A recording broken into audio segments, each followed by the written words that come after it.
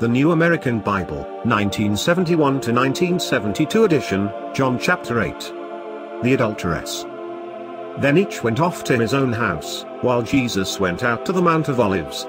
At daybreak he reappeared in the temple area, and when the people started coming to him, he sat down and began to teach them. The scribes and the Pharisees led a woman forward who had been caught in adultery. They made her stand there in front of everyone. "Teacher," they said to him, "this woman has been caught in the act of adultery. In the law, Moses ordered such a woman to be stoned. What do you have to say about the case?" They were posing this question to trap him, so that they could have something to accuse him of. Jesus bent down and started tracing on the ground with his finger. When they persisted in their questioning, he straightened up and said to them, "Let the man among you who has no sin be the first to cast a stone at her." A second time he bent down and wrote on the ground. Then the audience drifted away one by one, beginning with the elders. This left him alone with the woman, who continued to stand there before him. Jesus finally straightened up and said to her, "Woman, where did they all disappear to? Has no one condemned you?" "No one, sir," she answered. Jesus said, "Nor do I condemn you. You may go. But from now on, avoid this sin." Third episode. Jesus spoke to them once again, "I am the light of the world. No follower of mine shall ever walk in darkness, no, he shall possess the light of life." This caused the Pharisees to break in with, "You are your own witness. Such testimony cannot be valid." Jesus answered, "What if I am my own witness? My testimony is valid nonetheless, because I know where I came from and where I am going. You know neither the one nor the other. You pass judgment according to appearances, but I pass judgment on no man. Even if I do judge, the judgment of mine is valid because I am not alone. I have at my side the one who sent me, the Father. It is laid down in your law that evidence given by two persons is valid. I am one of those testifying in my behalf. The Father who sent me is the other."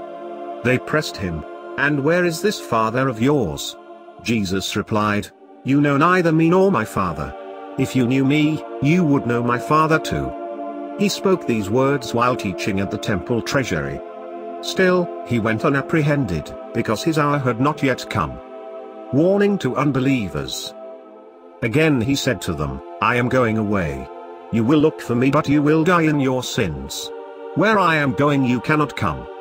At this some of the Jews began to ask, "Does he mean he will kill himself when he claims, 'Where I am going, you cannot come'?" He went on, "You belong to what is below, I belong to what is above. You belong to this world, a world which cannot hold me. That is why I said you would die in your sins. You will surely die in your sins unless you come to believe that I am." "Who are you then?" they asked him. Jesus answered, "What I have been telling you from the beginning. I could say much about you in condemnation, but no, I only tell the world what I have heard from him, the truthful one who sent me." They did not grasp that he was speaking to them of the Father. Jesus continued, "When you lift up the Son of Man, you will come to realize that I am and that I do nothing by myself. I say only what the Father has taught me. The one who sent me is with me. He has not deserted me, since I always do what pleases him." Because he spoke this way, many came to believe in him. Jesus and Abraham. Jesus then went on to say to those Jews who believed in him, "If you live according to my teaching, you are truly my disciples. Then you will know the truth, and the truth will set you free." "We are the descendants of Abraham," was their answer. "Never have we been slaves to anyone." "What do you mean by saying you will be free?" Jesus answered them, "I give you my assurance, everyone who lives in sin is the slave of sin. No slave has a permanent place in the family, but the Son has a place there forever. That is why, if the Son frees you, you will really be free. I realize you are of Abraham's stock. Nonetheless, you are trying to kill me because my word finds no hearing among you. I tell what I have seen in the Father's presence. You do what you have heard from your father." They retorted, "Our father is Abraham." Jesus told them, "If you were Abraham's children, you would be following Abraham's example. The fact is, you are trying to kill me, a man who has told you the truth which I have heard from God. Abraham did nothing like that. Indeed, you are doing your father's works." They cried, "We are no illegitimate breed. We have but one Father, and that is God himself." Jesus answered, "Were God your Father, you would love me, for I came forth from God, and am here. I did not come of my own will. It was he who sent me. Why do you not understand what I say? It is because you cannot bear to hear my word.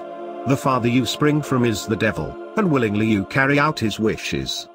He brought death to man from the beginning, and has never based himself on truth. The truth is not in him. Lying speech is his native tongue. He is a liar and the father of lies. But because I deal in the truth, you give me no credence. Can any one of you convict me of sin? If I am telling the truth, why do you not believe me? Whoever is of God hears every word God speaks. The reason you do not hear is that you are not of God." The Jews answered, "Are we not right, after all, in saying you are a Samaritan, and possessed besides?" Jesus replied, "I am not possessed. However, I revere my Father, while you fail to respect me. I seek no glory for myself. There is one who seeks it, and it is he who judges. I solemnly assure you, if a man is true to my word, he shall never see death. Now we are sure you are possessed." The Jews retorted, "Abraham is dead. The prophets are dead. Yet you claim, a man shall never know death if he keeps my word. Surely you do not pretend to be greater than our father Abraham, who died. Or the prophets, who died. Whom do you make yourself out to be?" Jesus answered, "If I glorify myself, that glory comes to nothing. He who gives me glory is the Father, the very one you claim for your God, even though you do not know him. But I know him. Were I to say I do not know him, I would be no better than you, a liar. Yes, I know him well, and I keep his word. Your father Abraham rejoiced that he might see my day. He saw it and was glad." At this the Jews objected, "You are not yet 50. How can you have seen Abraham?" Jesus answered them, "I solemnly declare it, before Abraham came to be I am." At that they picked up rocks to throw at Jesus, but he hid himself and slipped out of the temple precincts.